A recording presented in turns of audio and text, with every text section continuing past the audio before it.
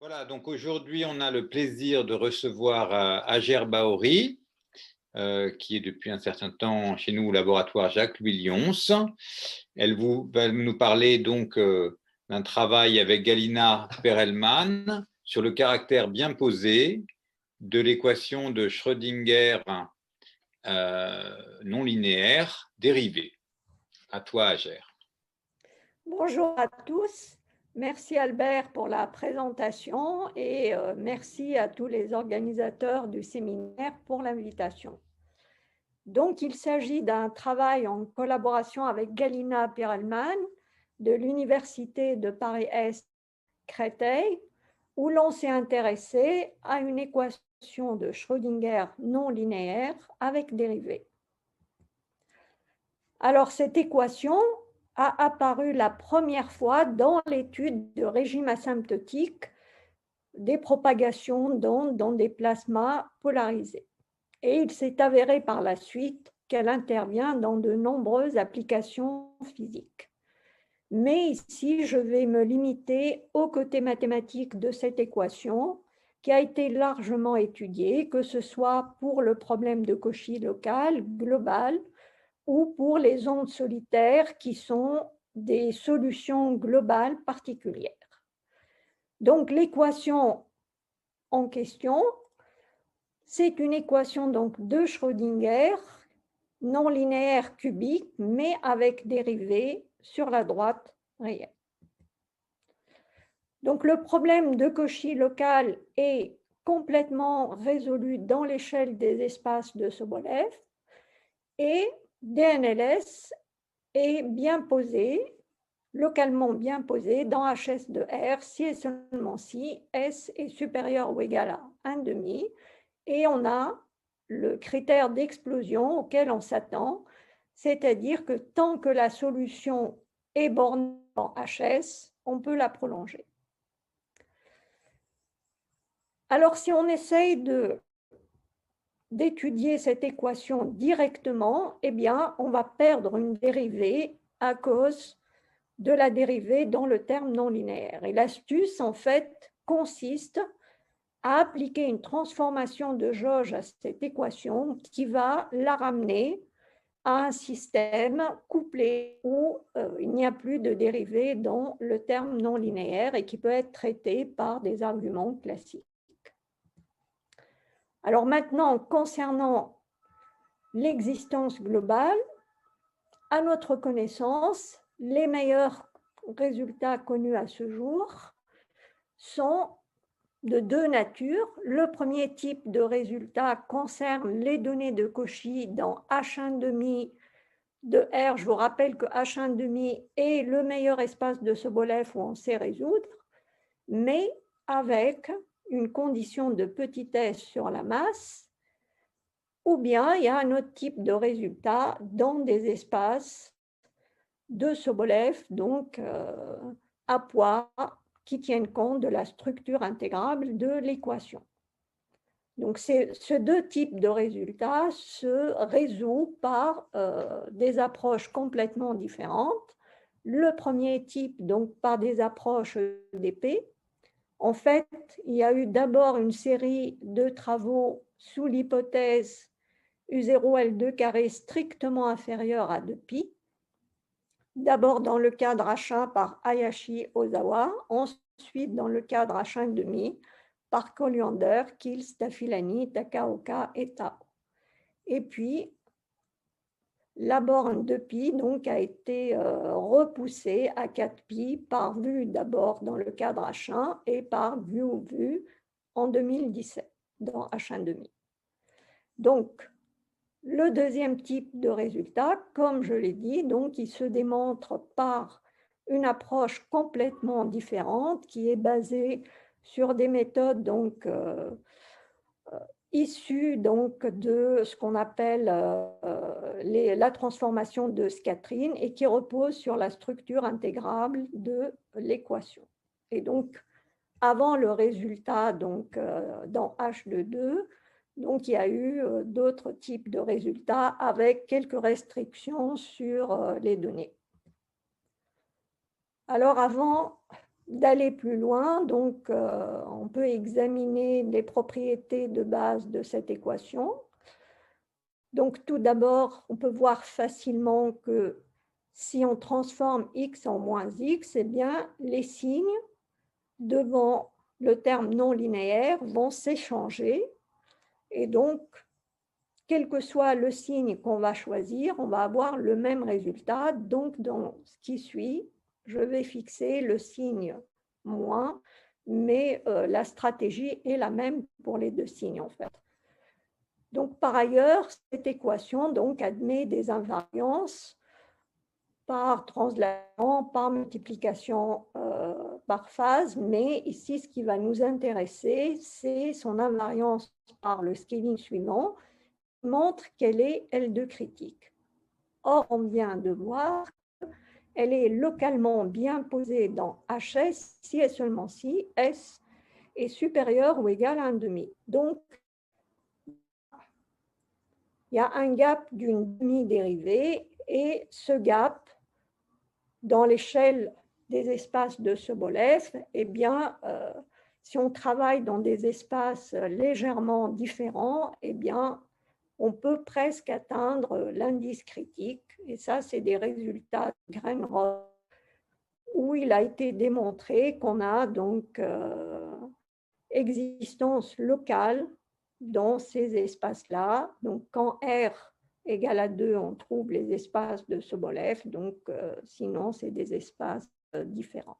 Et puis, ce qui va jouer un rôle important ici, c'est que DNLS est complètement intégrable et en particulier, donc, elle va avoir un nombre infini de lois de conservation, une paire de l'axe, etc. Donc, comme je l'ai déjà dit, il y a deux philosophies concernant l'étude donc, de l'existence globale pour DNLS, des méthodes d'EDP qui sont derrière donc, les résultats avec conditions de petitesse sur la masse, et puis les méthodes d'inverse scattering qui sont derrière les résultats dans les espaces de Sobolev à points. Et en fait, dans ce travail, donc avec Galina-Perelman, on a mis à profit ces deux approches, en tout cas, du moins ce qui reste évidemment de l'approche scattering et des méthodes d'EDP pour en fait résoudre complètement le problème donc de Cauchy global dans l'échelle des espaces de Sobolev. Et plus précisément, donc, on montre que pour toute donnée dans H1,5, eh bien, DNLS est globalement bien posée et en fait, la solution associée va rester bornée au cours du temps. Et donc, voilà, ça clôt le problème dans l'échelle des espaces de Sobolev, mais comme je l'ai dit tout à l'heure, donc H1,5 n'est pas en fait l'espace critique pour cette équation. Et puis également, on peut montrer qu'il n'y a pas de turbulence, c'est-à-dire que les normes, si la solution est plus régulière, ben les normes aussi HS restent bornées. Alors, avant de donner quelques éléments de preuve, je vais rapidement vous dire à peu près quelles sont les stratégies donc, utilisées dans les résultats précédents, qui sont en fait qui utilisent des méthodes complètement différentes. Donc, pour le premier type de résultat, qui est avec condition de petitesse sur la masse, donc l'objectif, comme on dispose donc d'un critère d'explosion, l'objectif est de montrer que la solution va rester bornée dans H.S, puisque en fait, la norme L2, elle est conservée, donc elle ne bouge pas. Donc, les premiers éléments à utiliser sont les lois de conservation qui s'écrivent comme suit en fait dans le cadre H1. Et il y a la transformation de jauge dont je vous ai parlé tout à l'heure et qui a joué un rôle important dans l'étude du problème de Cauchy local. Et par exemple, il y a le premier résultat de Hayashi Ozawa, donc qui concerne les données de Cauchy dans H1 avec masse strictement inférieur à 2π, eh bien, ce résultat se démontre en fait en 3 coups de baguette magique. D'abord, on applique la transformation de jauge. Ensuite, on utilise donc les lois de conservation pour V. Et dans ce cas, pour V, elles s'écrivent donc de la manière suivante. Et en fait, on arrive à conclure facilement en utilisant donc l'inégalité de Gagliardo-Nirenberg suivante. En effet, donc on veut démontrer que le gradient de VL2 reste borné. Or, par l'énergie, donc, il est contrôlé par l'énergie plus 1/16 de la norme L6 à la puissance 6 et par l'inégalité donc de Gagliardo-Nirenberg ci-dessus, eh bien, on obtient le résultat, l'estimation suivante, eh bien, qui montre que le gradient reste borné si la masse est strictement inférieure à 2π. Dans H1,5, la preuve est beaucoup plus dure et elle nécessite la I-méthode. Et comme je vous l'ai déjà dit tout à l'heure, on peut aller jusqu'à 4π, mais les preuves sont plus compliquées. Et donc, j'en parle pas ici. Alors maintenant, concernant la seconde approche, eh bien, cette seconde approche, elle est en lien avec la structure intégrable de l'équation. En fait, cette structure intégrable, comme on va le voir, elle va imposer une sorte de rigidité qui va plutôt aider, en fait. Mais ces méthodes-là, en fait, exigent plus de régularité et de décroissance. Et donc, comme je l'ai dit tout à l'heure, le dernier résultat en date exige de travailler dans les espaces de Sobolev à point H de 2. En fait, il y a eu des résultats précédents avec moins de décroissance, mais plutôt avec des conditions génériques. Et en fait, ici, avec cette méthode, on ne s'attaque pas à U, mais on étudie plutôt des coefficients spectraux associés à U qui sont en lien avec la structure intégrable de l'équation. Et après, par un problème inverse, on retrouve U.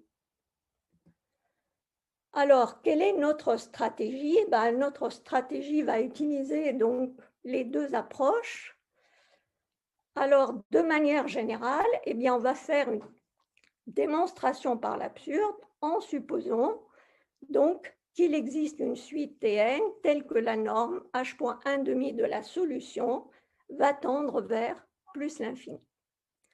Donc après, qu'est-ce qu'on fait? On va rescaler donc cette suite aux instants Tn en utilisant en fait le scaling de l'équation et donc on obtient une suite grand UN qui va être bornée dans h1,5. Ça conserve la norme L2, reste celle de donc U0, et puis par le choix de l'échelle, eh bien, on va trouver que UN dans H.1,5 égale à 1. Et là, donc, on sait que H1,5 de R s'injecte dans tous les LP, donc P supérieur ou égal à 2 strictement inférieur à l'infini. Et là, on va appliquer la méthode des décompositions en profil à la suite UN. Je parlerai un peu plus de cette méthode, mais maintenant, c'est une méthode qui est très utilisée en EDP. Alors, dans le milieu donc, elliptique, les profils sont connus sous le nom de bubbles. Donc, ces bubbles sont apparus la première fois dans un papier de Brésis-Coran, donc dans l'étude d'une EDP non linéaire elliptique en lien avec métrie. Alors, il y a eu plein de travaux par la suite et là, je ne pourrais pas citer tout le monde, donc je suis désolée si j'oublie certaines personnes. Et en fait, il y a une vingtaine d'années, donc Patrick Gérard en fait, a mis en place donc, une méthode de décomposition en profil pour caractériser donc, le défaut de compacité des injections de Sobolev dans les espaces de Lebesgue. Et donc, par la suite, ces techniques ont été utilisées pour étudier donc maintenant les équations non linéaires d'évolution. Donc, il y a eu plusieurs résultats que je ne peux pas citer, mais peut citer entre autres, donc, il y a un résultat remarquable, Merle, sur l'équation donc, des ondes quantiques. Et par la suite, donc, ces méthodes en fait, de décomposition en profil donc, ont été élargies à d'autres espaces. On peut citer les résultats de Jafar. Puis on a un travail avec Albert et Gabriel. Il y a aussi Tintaref qui a travaillé sur diverses injections de Sobolev. Bien sûr, le défaut de capacité donc, a été étudié par d'autres approches, par Pierre-Louis Lian, Murat Tartar et aussi par Gérard, donc Patrick Gérard. Et donc le résultat, donc là on a une décomposition profil, vous allez me dire, bon, vous n'avez rien fait. Ici, en fait, ce qui va se passer, c'est que la décomposition profil qu'on va avoir, elle va avoir des propriétés supplémentaires qui sont en lien avec la structure intégrable de l'équation. Et donc après, on va montrer que ce n'est pas possible, c'est-à-dire on aboutit à une contradiction en utilisant donc les outils de la transformation de scattering et notamment donc la transformation de Bakeland. Et donc, si je dois dire un peu plus sur la preuve, eh bien, je dois ouvrir une parenthèse sur un peu ces outils scattering. Donc, une parenthèse, après, je reviens à la preuve. Alors, ça peut paraître effrayant, mais pas du tout. Et puis après, dans 5 minutes, on va oublier tout ça, mais j'ai pensé que ce serait intéressant de voir d'où viennent les objets qu'on va utiliser. Donc, en fait, le point de départ, c'est un papier qui date d'un demi-siècle. Et en fait, on sait que DNLS, c'est la condition donc, de compatibilité du système suivant.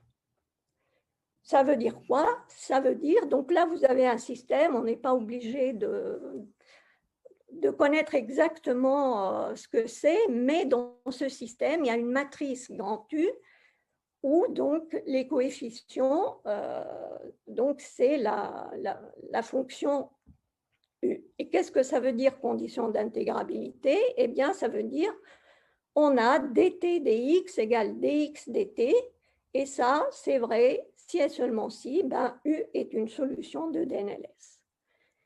Et dire maintenant que dt dx égale dx dt, ça va être équivalent à dire que ces matrices qui interviennent dans le système vérifient ça, c'est ce qu'on appelle avoir une paire de l'axe. On peut oublier ça pour le moment et pour la suite même de l'exposé. Et en fait, on va, pour définir les objets qui vont nous intéresser, on va s'intéresser juste à la première équation. Et ce qui va être très important pour nous, c'est de remarquer, donc si U est dans S, mais en fait, si elle est suffisamment intégrable, donc c'est bon, on dit qu'elle admet des solutions de Yost. C'est quoi? C'est des solutions qui sont donc dans la partie imaginaire de lambda 2 strictement positif, et ces solutions ont ce type de comportement infini, en moins l'infini et plus l'infini. Et en fait, si U est suffisamment régulière, ça marche pratiquement tout seul parce qu'on cherche psi 1, par exemple, moins sous cette forme-là, ben on va la chercher sous la forme E de moins I lambda 2x psi, et puis on met psi dans le système, et en fait, psi donc, va s'écrire nécessairement sous la forme 1 plus l'intégrale d'un noyau appliqué à psi. Et en fait, tout marche bien si U est suffisamment régulière. Et c'est pour ça que ces méthodes, en fait, ont besoin de plus de régularité. Alors, en fait, ce qu'on note, que dans le système, par exemple, LU, de lambda, la matrice grand U qui intervient a une trace nulle, et du coup, ça c'est un résultat classique. Si je regarde le Rankien de psi 1- et psi 2+, eh bien, il ne va pas dépendre de x. Et donc, en fait, ce coefficient, on l'appelle, en fait, c'est de U, mais moi, je vais l'appeler dans cet exposé coefficient de transmission. Donc, ça va être un coefficient qui est holomorphe, donc la partie imaginaire de lambda 2, donc strictement positif, et en fait, qui ne dépend pas de x. Bon, donc vous allez me dire, vous êtes dans une situation H1,5, donc pas assez régulière. Donc je vous dis que c'est en fait, ce coefficient peut être défini de plusieurs manières, notamment c'est un des coefficients de la matrice transfert. En fait, ce qu'on a fait pour oméga plus, on peut le faire pour oméga moins, et donc on va avoir deux paires de solutions sur la réunion de l'axe réel et imaginaire.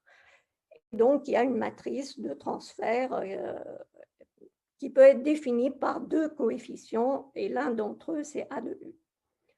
Et en fait, nous, ici, dans ce papier, on va utiliser plutôt la définition qui passe par la théorie de Friedholm et les déterminants régularisés, et qui peuvent être définis juste avec UL2. Mais évidemment, on perd le fait qu'il soit défini sur le bord. Alors, il y a quelques propriétés qui sont importantes pour la suite. D'abord, si U, donc, qui intervient dans la matrice, qui intervient dans le système ci-dessus, est une solution de DNLS, eh bien, quoi qu'il arrive à U, eh bien, le coefficient spectral A de U ne bouge pas au cours du temps. Et ça va être très important pour la suite. Et ça découle en fait du système donc, de Cope-Newell spectral là, qui donne la condition de compatibilité. Par ailleurs, il y a plusieurs propriétés simples. Par exemple, A de U en 0 vaut 1. Ça, c'est pratiquement trivial. Hein. Si on revient à la définition, le système va s'écrire dx de psi égale à 0. On veut donc qui se comporte comme la base canonique, donc forcément AU de 0, c'est 1. Il hérite aussi donc des invariances de l'équation, et notamment on a cette propriété donc par rapport au scaling qui va jouer un rôle important. On sait qu'à l'infini, on a le comportement suivant. Ça, ce n'est pas trivial, mais en fait, on peut appliquer une transformation de jauge qui nous ramène donc à un problème spectral. Mais en fait, dans la suite, on va oublier A de U et on va plutôt travailler avec A tilde U de zeta. Zeta va être égal à lambda 2, et donc on va travailler dans la partie imaginaire de zeta positive. Et donc, à cause de cette formule-là, eh ben, le A tilde U de zeta va se comporter comme 1 à l'infini. Et puis, à cause de la matrice de transfert et des symétries, on va avoir ces propriétés de signes aussi qui vont jouer un rôle important. Donc, dans ce qui suit, on oublie tout. On va s'intéresser à A tilde U, et il y a aussi le log de A tilde U. Évidemment, tout ça pour zeta assez grand qui va jouer un rôle important.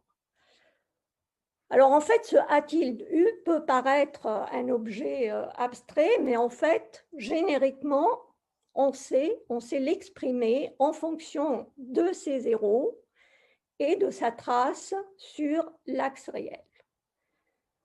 Et ça a lieu si A tilde U donc, ne s'annule pas sur l'axe réel et n'admet que des zéros simples. Et ça, donc, c'est connu qu'on peut, de manière générique, se ramener à cette situation. Et on voit très bien maintenant que si on fait un développement asymptotique par rapport à zeta, eh bien, on va avoir une expression de la forme suivante. Et en fait, les EK de U vont être les lois de conservation. Et on voit donc un autre critère donc, de la structure intégrale de l'équation. Et donc, elle va admettre une infinité donc, de lois de conservation. Et par exemple, en fait, le moment, puisque nous, là, on est H1,5, on ne peut pas utiliser plus que le moment. Donc, le moment va s'écrire ainsi et la masse, donc ainsi, en fonction des zéros et de la trace de A tilde U sur la droite réelle. Et en fait, on peut aussi retrouver par une autre approche les lois de conservation, donc en fonction de U et des dérivés de U, mais je n'ai pas le temps de l'expliquer ici. Donc, j'ai presque fini, il y a juste deux derniers points aussi qui vont jouer un rôle important. C'est que on va avoir besoin d'informations sur les zéros de ce coefficient spectral.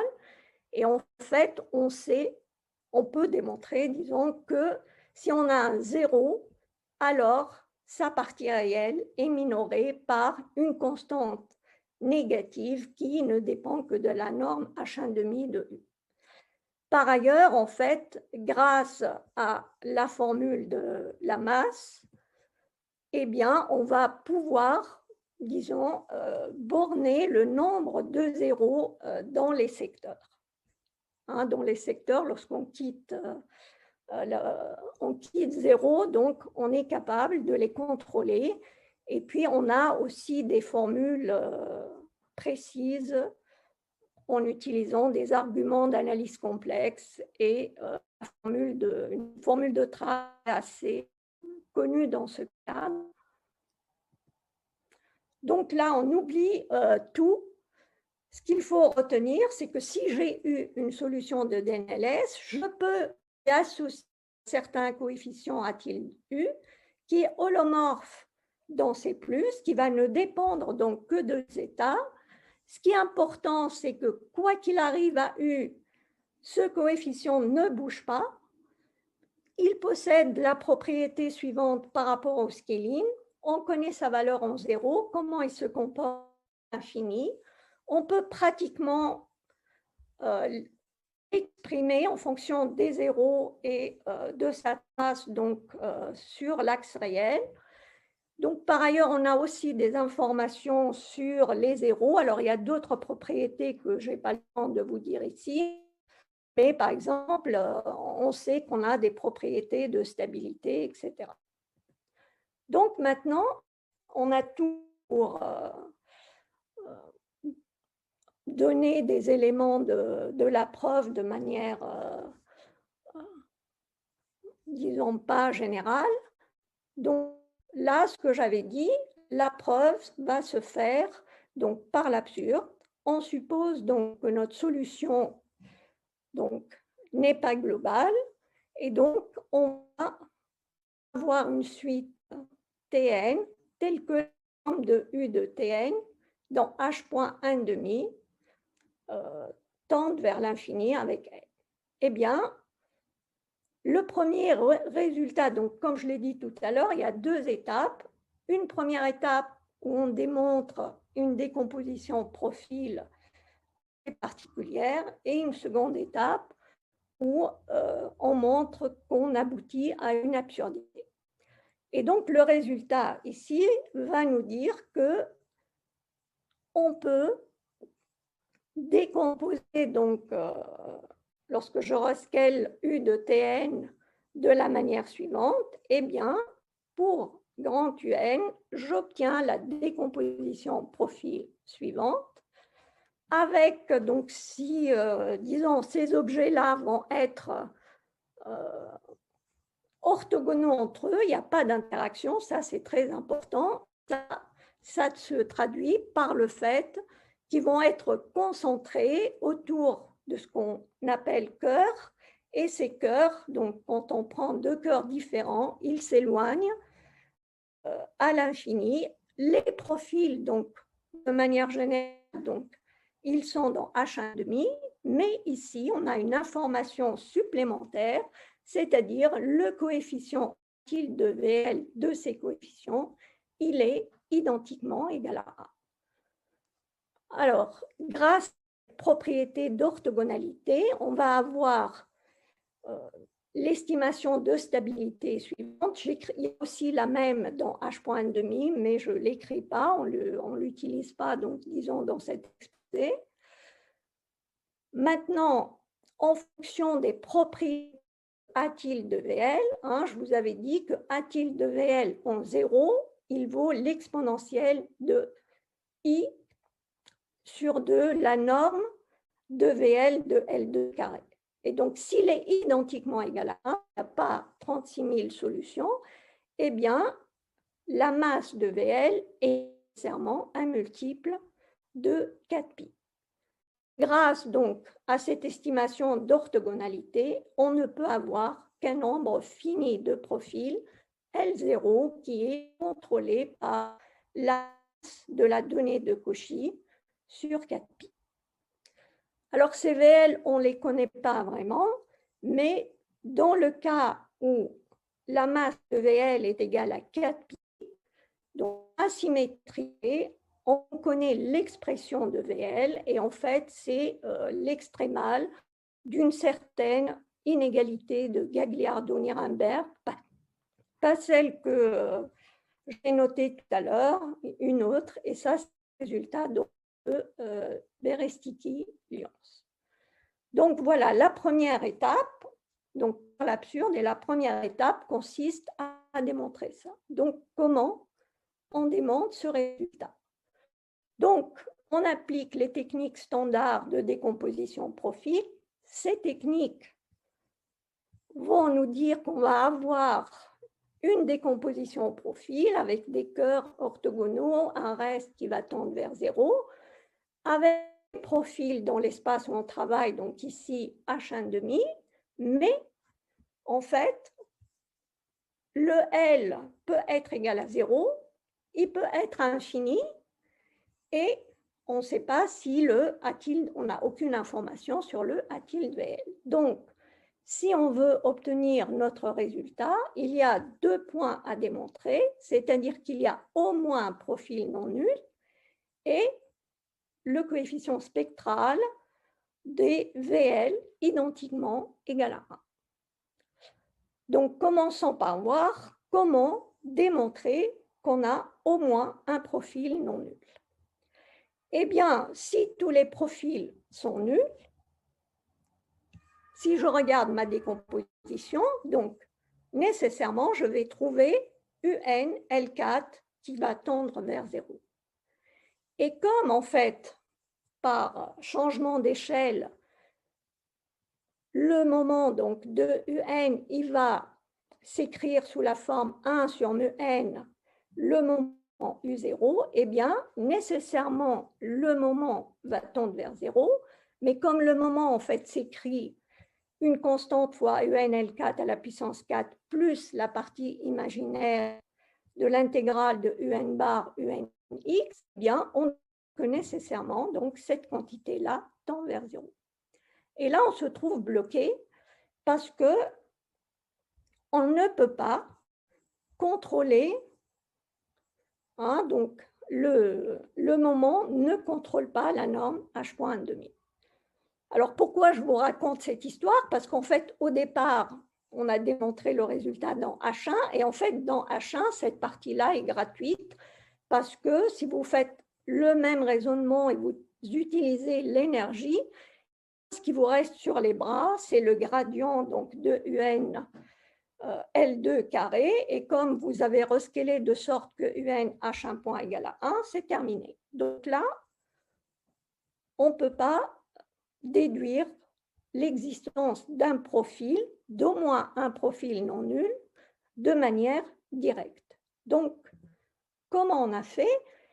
Eh bien, vraiment, cette estimation montre l'importance en fait de combiner les deux approches pour s'en sortir. Et en fait, on s'en sort grâce à l'inégalité suivante qui vous dit que, eh bien, et ça c'est vrai pour n'importe quel U dans H1/2, donc vous pouvez contrôler la norme H.1/2 de U, donc à une constante près qui va dépendre de R et de la norme de UL2. De cet objet-là spectral, je vais revenir à cet objet, de sa norme dans L1 R plus l'infini, plus la norme de UL4 à la puissance 4. Donc, avant de vous dire comment on démontre cette estimation-là, montrons déjà qu'elle nous donne le résultat. Eh bien, si j'applique en fait cette estimation à U de Tn points, il faut utiliser aussi la conservation de A de U. Je vous ai dit que A de U, en fait, quoi qu'il arrive, reste égal à A de U0.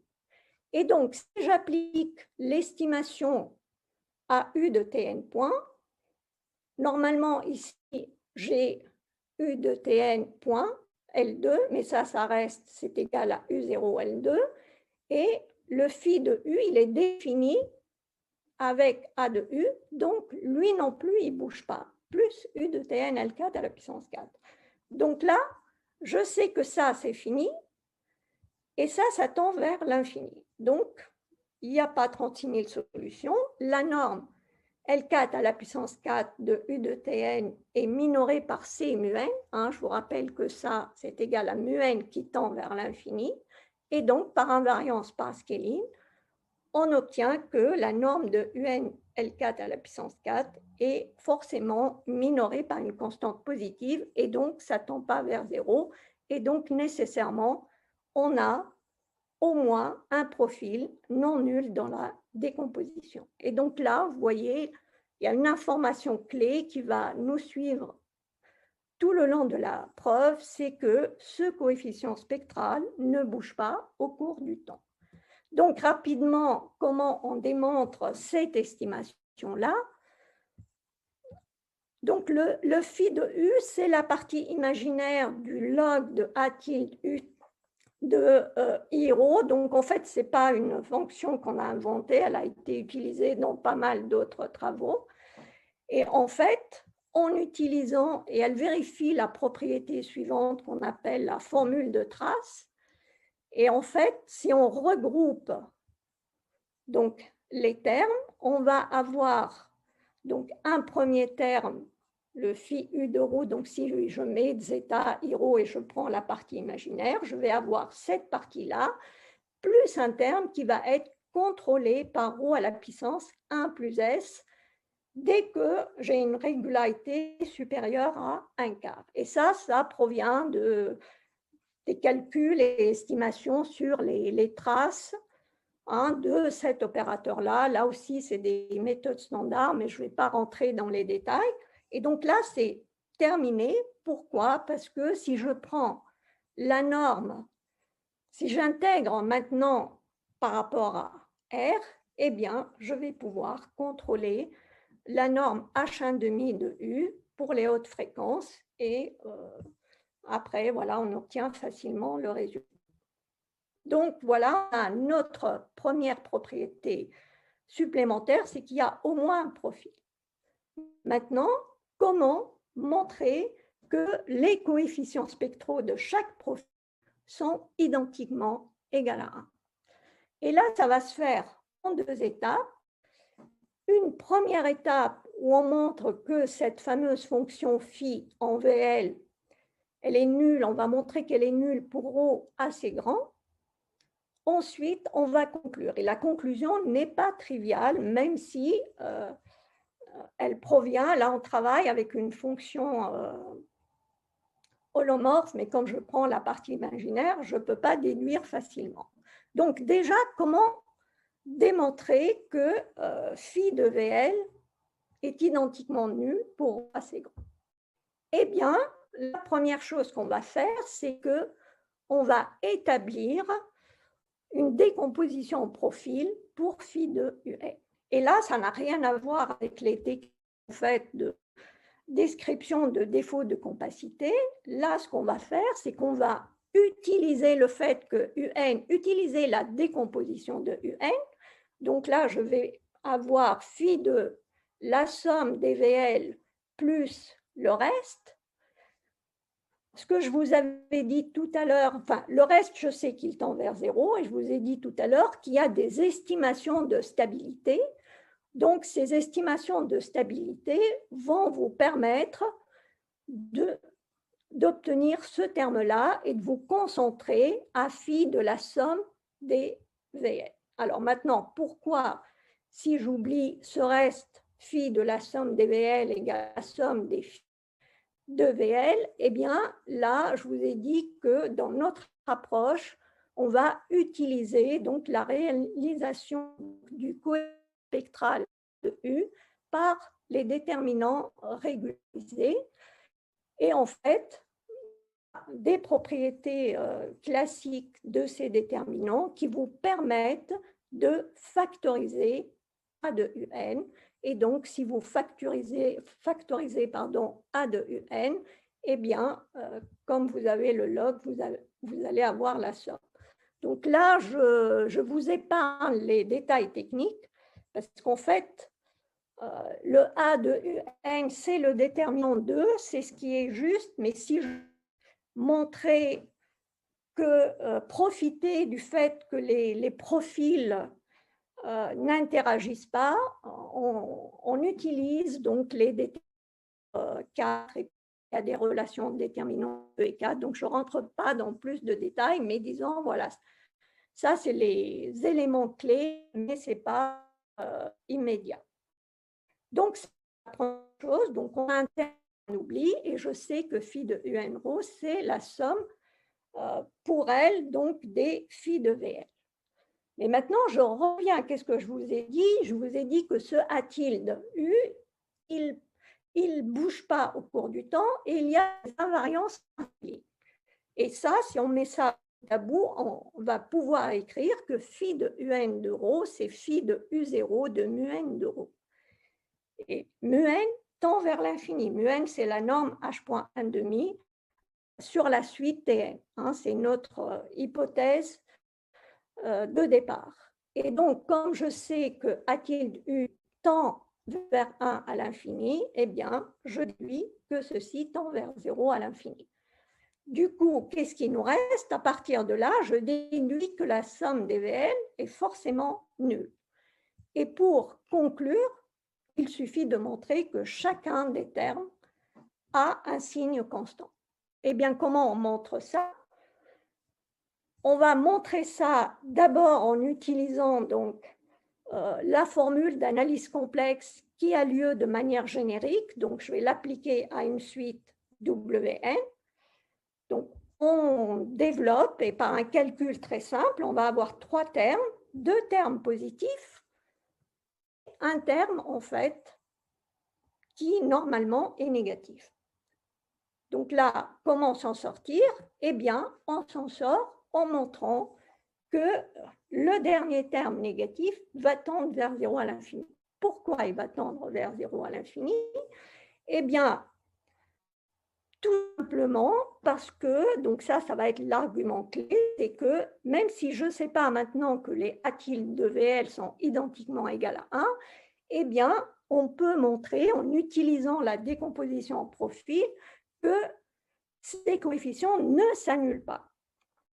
Pourquoi? Toujours pareil, donc par l'absurde, je suppose qu'ils s'annulent donc en une certaine valeur, mais en fait, dire que ce coefficient s'annule, d'où provient ce coefficient? Donc, à un facteur près, il est égal à A. A, c'est le Wronskien de 2 solutions, l'une qui est bonne à plus l'infini, l'autre à moins l'infini. Si ce Wronskien est nul, ça veut dire les deux sont collinéaires, ils sont à la fois, donc ces deux solutions sont à la fois bien en plus et moins l'infini, donc on va avoir une solution, en rescalant, on va avoir une solution L2 du système. On met tout ça dans le système pour UN en utilisant donc l'orthogonalité entre les profils. On va trouver que le terme source ici tend vers 0. Mais comme tout à l'heure, en fait, ce A de UN, il provient de A de U0 et par le scaling et par le fait que c'est invariant au cours du temps, ben, on va trouver cette formule-là. Comme un tend vers l'infini, eh ben, le module de ça va tendre vers 1, et donc pour n assez grand, ça c'est supérieur ou égal à 1, et en fait, ça c'est une caractéristique, ça on peut démontrer que ça c'est équivalent à dire que le système L de UN l'en est inversible, et donc on aboutit à une là, hein, si c'est inversible, j'ai psi 0 L2 qui est égal à L de UN moins 1 qui s'applique à Rn qui tend vers 0, et donc ça, on aboutit à une absurdité. Et donc, on sait que A tilde de VL ne s'annule pas. Mais je vous ai dit que ces coefficients, donc, il y a une sorte de stabilité. Donc, dans la formule ici, de Wn qui est limite de Vl, eh bien, il va tendre vers A tilde de WL. Mais comme W tilde L n'a pas de zéro, eh bien forcément, les zéros de A tilde de WN vont s'écraser sur l'axe réel. Et cette propriété, si je la combine avec le fait, avec la conservation, l'écriture de la conservation de masse en termes des outils spectraux, eh bien, on conclut et on montre que nécessairement, donc, ce terme-là va tendre vers 0. Donc ça, c'est la première étape. La seconde étape se fait par des arguments analogues qui sont même généraux, c'est-à-dire si vous prenez U dans H1,5 et si le coefficient spectral ne s'annule pas, ce qui est le cas de VL, si ça s'annule en un point, alors, donc si le phi, là, on a montré que phi de VL s'annule pour ρ assez grand, alors on déduit que A tilde de U identiquement égal à 1. Et là, pareil, on utilise cette fameuse formule. Et voilà. Maintenant, rapidement, donc comment on conclut et on aboutit à une absurdité? Eh bien, en démontrant le résultat suivant, on montre que A tilde de UN admet au moins 0 de zeta n dans la partie réelle est inférieure ou égale à moins C0 avec C0 strictement positif. Et là, vous aboutissez tout de suite à une contradiction, puisque voilà, c'est par les mêmes arguments, vous allez avoir par invariance du coefficient et invariance par scaling, vous allez avoir A tilde de UN zeta n égale à ça. Mais je vous avais dit que la partie réelle des zéros de AU0 ou AU de manière générale, dans H1,5, elle est contrôlée, elle est minorée par moins C positif. Donc, si je mets bout à bout les deux informations, j'aboutis à une absurdité. Par là, parce que c'est moins C sur mu n qui va tendre vers 0, et par le lemme qu'on démontre, ça c'est strictement négatif. Donc, pour conclure, juste deux mots, comment on démontre ça? Eh bien, on démontre ça. D'abord, pourquoi on a nécessairement un zéro? Ça, ce n'est pas du tout trivial. En fait, la première chose qu'on démontre, c'est que comme les A tilde de VL sont tous identiquement égaux à 1, eh bien, le A tilde de UN est proche du A tilde de Rn. Et là, on utilise un peu les propriétés des déterminants régularisés. Ensuite, en fait, on applique la formule que j'ai donnée tout à l'heure pour borner les zéros dans les secteurs. Et en fait, en appliquant cette formule-là, on arrive à minorer donc, le cardinal des zéros de zeta n par 1 quart UNL2 moins RNL2, et ça, par l'estimation de stabilité pour les décompositions en profil, ça tend exactement vers la somme des VL L2 carré de R. Et donc là, vous voyez que si on ne savait pas qu'il y avait un seul profil, au moins un profil, on n'aurait pas pu conclure. Donc, le fait que la décomposition admette au moins un profil, c'est quelque chose de très important.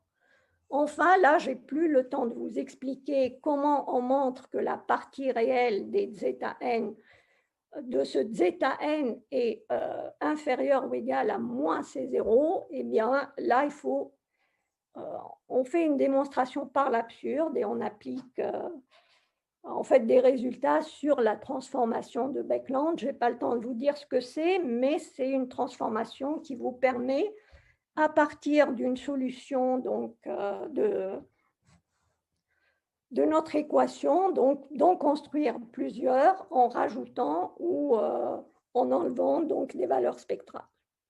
Voilà, je vous remercie. Je crois que j'ai fait exactement 50 minutes. Hein, je me suis chronométrée. Donc. Très bien. Mais merci beaucoup, Ager.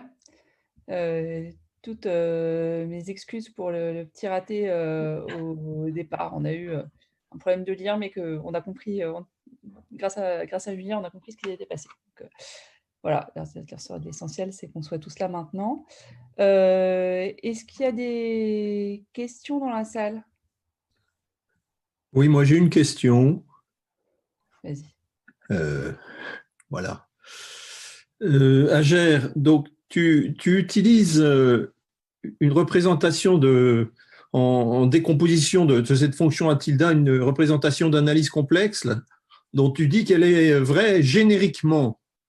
Voilà, génériquement, oui. Mais en même temps, tu l'appliques à une suite quelconque. Alors, comment tu... Ah non, non, ce n'est pas une suite quelconque. Non, excuse-moi, je ne l'applique pas à une suite quelconque. Je l'applique à une suite adéquate. Les UN, quand même, elles ne sont pas si adéquates que ça. Parce qu'elles sont... Comment tu vérifies que les UN… Non, je ne l'applique pas à UN. Non, non. Alors, excuse-moi, voilà, je reviens ici. Là, j'ai mon VL. Oui. J'ai mon VL qui est dans H1,5. Oui. D'accord? D'accord. Pour ce VL-là, je sais, en fait, sans de rentrer dans tous les détails, pour ce VL-là, je sais qu'il existe WN dans S qui vérifie les propriétés qu'on veut, c'est-à-dire que son coefficient, donc le coefficient spectral de ce WN, donc il va n'admettre que des zéros simples et ne pas s'annuler sur l'axe réel. D'accord. Donc ça, c'est une information que tu as par ailleurs. OK.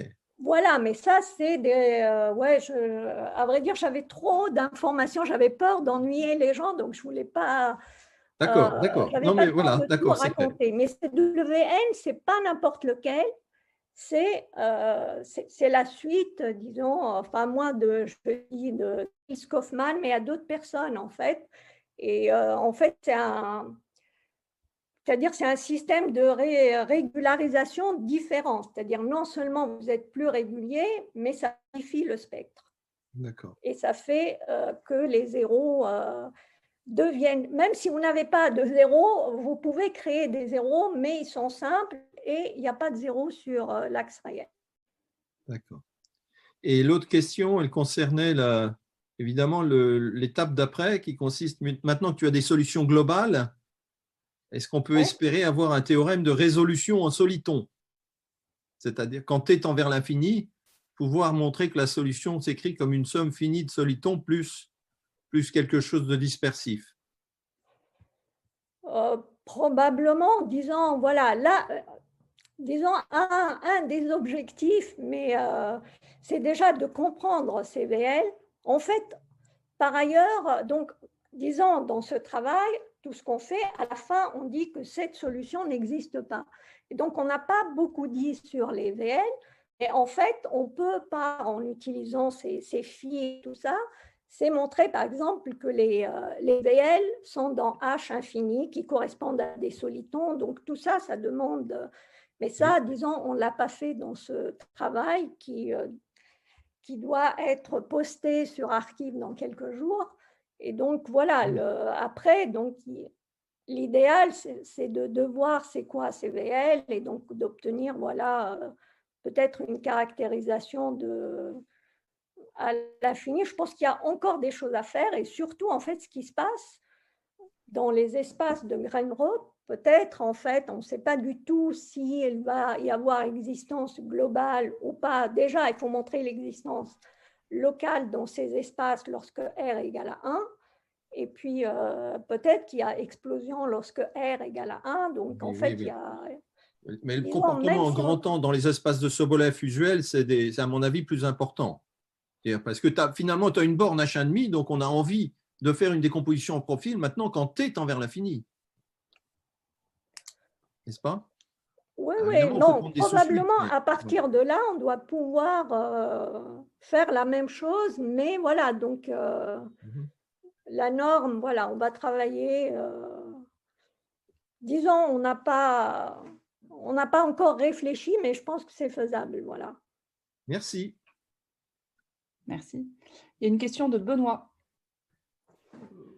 Oui, j'avais juste une petite question toute bête. Est-ce qu'il y a une limite aux fréquences à ces choses-là? Et quelle serait la forme de l'équation cinétique limite? Alors ça, j'avoue que je ne sais pas du tout. C'est-à-dire, tu veux regarder ce qui se passe en haute fréquence, c'est ça? Oui, mettre une espèce de H-bar quelque part, ou un epsilon, peu importe, et trouver une limite qui ressemblerait à une équation cinétique avec un terme singulier sans doute je ne sais pas quoi, de force ou autre. Je ne sais pas, à vrai dire, je ne sais pas du tout. Déjà, s'il y a des travaux comme ça, ou si… c'est une question très intéressante, donc… Ok, merci. Est-ce qu'il y a d'autres questions parmi les participants? Attends, moi j'en ai une un peu bête, mais j'avais l'impression qu'il y avait pas mal de propriétés qui reposaient sur une structure algébrique assez précise de l'équation, enfin, le fait que tu aies ce coefficient spectral, la paire de l'axe, etc. Et du coup, je me demandais ce qui était stable par perturbation. Enfin, imaginons que par exemple, au lieu d'avoir une dérivée, tu mettes un coefficient dedans ou que tu remplaces ta dérivée par un pseudo-diff d'ordre 1 ou quoi. Est-ce que tout s'écroule ou pas? Bah, là non plus, je ne sais pas du tout, mais il y a certainement, en tout cas, il y a certaines propriétés qui restent stables, mais en fait, il faut voir, il ne faut pas perdre la structure intégrale de l'équation. Donc c'est ça, je ne sais pas du tout si en perturbant les choses, on va garder la structure intégrale de l'équation. Donc ça dépend des perturbations qu'on met. D'accord. Si Merci je puis me beaucoup. permettre d'intervenir encore, Oui. c'est à peu près sûr que tu vas la perdre, cette intégrabilité, quand tu Oui. perturbes. Et c'est un peu le problème de ces approches-là, mais elles permettent quand même de dire des choses qu'autrement on ne sait pas dire. Mais j'avais une question où là, justement, un autre cadre où on ne la perd pas, cette intégrabilité, c'est le cas des solutions périodiques en X, c'est-à-dire tu travailles non plus sur R, mais sur le cercle. À ce moment-là, il y a toujours la paire de l'axe, mais évidemment, on ne peut plus rescaler, et les décompositions à profil sont un peu moins faciles. Est-ce que vous savez faire?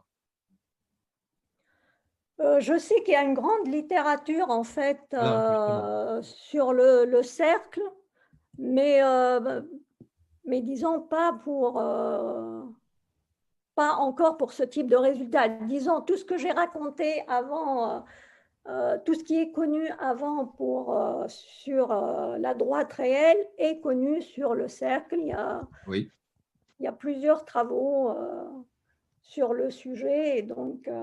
Donc, ce serait naturel d'espérer que votre résultat soit vrai aussi, même si l'approche sera probablement différente. voilà, sera différente. Oui. OK, merci. Merci, Agère. Est-ce qu'il y a d'autres questions? Non? Très bien. Et bien, s'il n'y en a pas, merci encore pour ce très bel exposé. Toutes nos excuses pour le petit retard à l'allumage. Et donc, je vais fermer la réunion. Je souhaite une bonne fin de semaine à tous. Merci, au revoir et merci pour votre attention.